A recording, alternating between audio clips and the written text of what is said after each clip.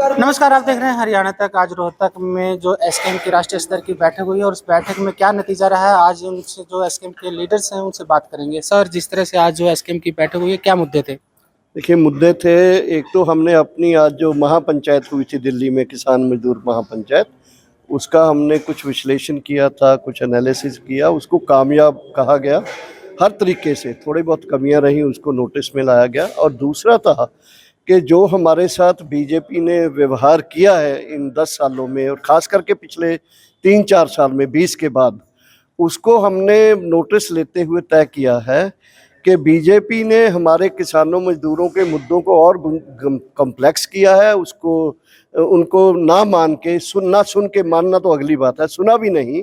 किसानों के ऊपर, यानी उनको, चाहे वो अजय मिश्र टैनी का है, एमएसपी का है, कर्ज मुक्ति का है, या किसान पेंशन का है, या फिर फसल बीमा का है, उन तमाम मुद्दों के तरफ जैसे उन्होंने हमारे साथ व्यवहार किया, इससे हमने तय किया है कि हम अभी किसान और बाकी साथ वर्ग के लोगों, खास करके मजदूरों को साथ लेके, पूरे जनता को साथ लेके अभी बीजेपी को हम उसका पर्दाफाश करेंगे, उसको एक्सपोज करने के साथ साथ उसका विरोध करेंगे, और साथ उसको दंडित करने का हम स्लोगन देंगे।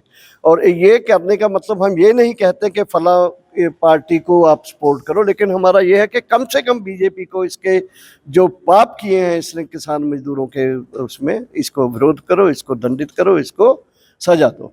13 महीने से जो किसान बैठा था, जो आप 3 कानून थे वो वापस हुए, लेकिन एमएसपी को लेकर जो बात सहमति होनी थी लेकिन वो नहीं बनी, उसको लेकर आप किसान संगठनों का क्या रुख है? देखिए, एमएसपी एक सबसे केंद्रीय मांग बनकर उभर आई है किसान आंदोलन के 13 महीने के आंदोलन के बाद, क्योंकि ये किसानों की आमदनी और देश की उन्नति से, प्रगति से जुड़ी हुई है। अगर किसान की जेब में आमदनी बचेगी तो देश के बाजार आगे बढ़ेंगे, और किसान आगे बढ़ेगा, देश आगे बढ़ेगा।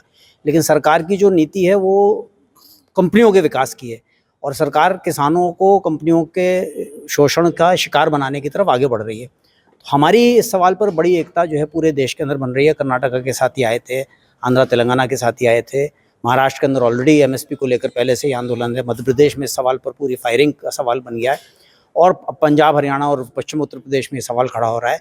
बिहार के अंदर जहाँ पे मंडियाँ ख़त्म कर दी गई थी, वहाँ पे मंडियों का सवाल उभर के आ रहा है कि मंडियाँ शुरू की जाएँ ताकि किसान के फसल की गारंटी हो। तो हम इस बात पर खड़े हैं कि इस सरकार को तो 10 साल हो गए, इसने तो धोखा दिया, इसने तो एफिडेविट दे दिया कि बाज़ार ख़राब हो जाएंगे, इसलिए हम एमएसपी लागू नहीं करेंगे। हमारा ये सवाल है कि ये आगे आने वाले सालों का सबसे बड़ा सवाल होगा किसानों के विकास का और मुक्ति का, और देश के विकास का। एमएसपी किसान के लिए कितनी जरूरी है? अगर एमएसपी नहीं मिली तो एमएसपी किसान का जीवन है। एमएसपी के बगैर, जैसे मछली पानी के बगैर नहीं रह सकती, इसी तरह किसान आज 76 साल से एमएसपी पे मतलब अपने बेचने के लिए तरस रहा है।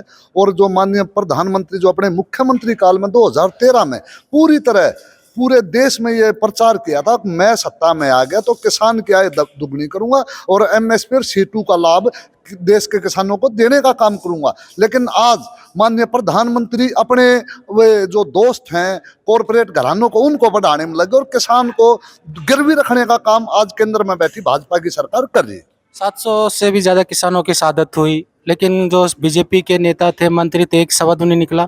लेकिन उसके बावजूद भी बीजेपी जीतती जा रही है। 3 राज्यों के चुनाव में जिस तरह से बढ़त हुई, 5 राज्यों के अभी चुनाव हुए थे।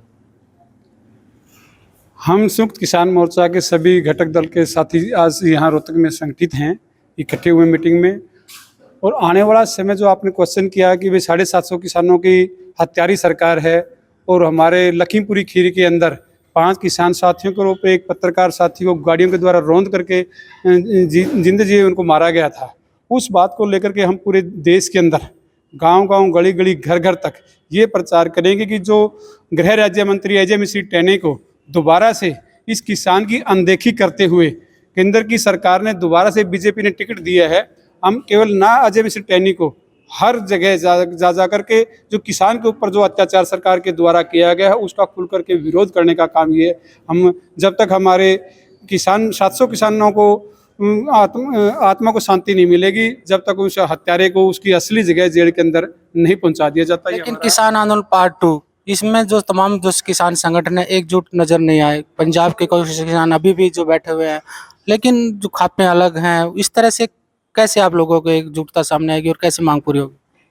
नहीं, मैं आपको क्लियर कर देना चाहता हूँ कि पार्ट 2 के अंदर जो किसान साथी आए हुए हैं और जो हमारे संयुक्त किसान मोर्चा का जो घटक दल पहले भी था और आज भी आपको सामने दिखाई दे रहे हैं, और इसी बात को साबित करने के लिए संयुक्त किसान मोर्चा ने 14 मार्च 2024 को दिल्ली के रामलीला ग्राउंड में केरला से लेकर के जम्मू कश्मीर तक का किसान उसमें शामिल हुआ, और ये दिखाने का काम क्या सरकार के द्वारा प्रचारित किया जा रहा था कि ये किसान आंदोलन टूट चुका है, अलग अलग हो चुका है एसकेएम। हमने ये साबित कर दिया कि एसकेएम उस दिन से भी आज बड़ी मजबूती के साथ साथ ये बढ़ चढ़ करके आगे बढ़ रहा है। जो किसान मोर्चा के द्वारा 26, 27, 28 नवंबर 2023 का पूरे देश के अंदर एक काल दी गई थी कि 72 घंटे का 3 दिन का हर राज्य की राजधानी के अंदर हमारा पड़ाव रहेगा, वो पड़ाव पूर्ण रूप से हमारा सफल रहा एसकेएम का। उसके बाद 26 जनवरी को पूरे देश के अंदर तिरंगा यात्रा निकाली गई। ये बात भी हमारी साबित करती है कि ये संयुक्त किसान मोर्चा और बढ़ चढ़ करके आ गया। बीजेपी का बायकॉट कर रहे हो आप, उसका जो कह रहे हो खुलासा करेंगे? नहीं, बीजेपी से हमारी कोई व्यक्तिगत लड़ाई नहीं है। हम तो जो किसान विरोधी होगा, आने वाली सरकारों से हम ये थोड़े कह रहे हैं कि हम किसी दूसरी सरकार को लेके आएंगे। जो मौजूदा सरकार है उसने किसानों की हत्याएं की है, निर्मम हत्या की है, हम उसका डट करके विरोध करेंगे। ये हमारा स्पष्ट निर्णय है। अगर सरकार आप लोगों की नहीं मांग मानती है तो आगे फिर क्या रुख रहेगा? हम अपना आंदोलन लगातार जारी रखेंगे। हम जानते हैं कि हमारा मुकाबला धन शक्ति से है। चुनाव भी आ रहा है, इसमें धन शक्ति ही लगी हुई है, उसी का प्रचार है, अफसरशाही उसी का पक्ष लेती है, गुंडागिर्दी है। इसलिए संयुक्त किसान मोर्चा की ये स्पष्ट समझ है कि हम अपने आंदोलन को इतना तेज करेंगे, इतना संगठित करेंगे और व्यापक बनाएंगे, और इसमें ट्रेड यूनियन, छात्र, नौजवान, महिलाएं, व्यापक जो जनसमूह है, बुद्धिजीवी हैं, उनको लेके इसको एक जन अभियान बनाएंगे। तो हम, क्योंकि बीजेपी है वो मुखौटा है, इसके पीछे अंबानी अडानी पूंजीपति है, तो हमारी लड़ाई ये जारी रहेगी जब तक हमारे जो मूल सवाल हैं, एमएसपी है, बिजली बिल को भगाना है, गांव के गरीबों को पूरे साल 5 साल काम मिले, हमारे इनपुट्स खाद बीज वगैरह ये सस्ते हों, हमारा कर्ज माफ़ी हो, बुजुर्ग लोग हैं उनका बुढ़ापा संवरे, उनको पेंशन हो, तो इन सारे मुद्दों के ऊपर हम सारे देश को संगठित करेंगे। और सत्ता में जो भी रहे, हम लोगों के ऊपर, किसानों पर, मजदूरों पर, मेहनत कशों पर, आम जनता की दुर्दशा बढ़ाई है, इसके खिलाफ हमारा अभियान, हमारी लड़ाई जारी रहेगी। और निश्चित रूप से हमेशा जीत जनता की हुई है। जो शासक है, क्रूर शासक है, उनकी जगह कूड़ादान। ये थे एसकेएम के लीडर जिनका कहना था कि जो इस बार जो बीजेपी ने उन जो किसानों की मांगे मानी नहीं है तो उसका वो खुलकर जो है देश भर में वो उनका करेंगे, विरोध करेंगे, और साथ में अब बीजेपी के लिए मुश्किल बढ़ जाएंगी किसानों को लेकर। हरियाणा तक के लिए रोहतक से मैं सुरेंद्र सिंह।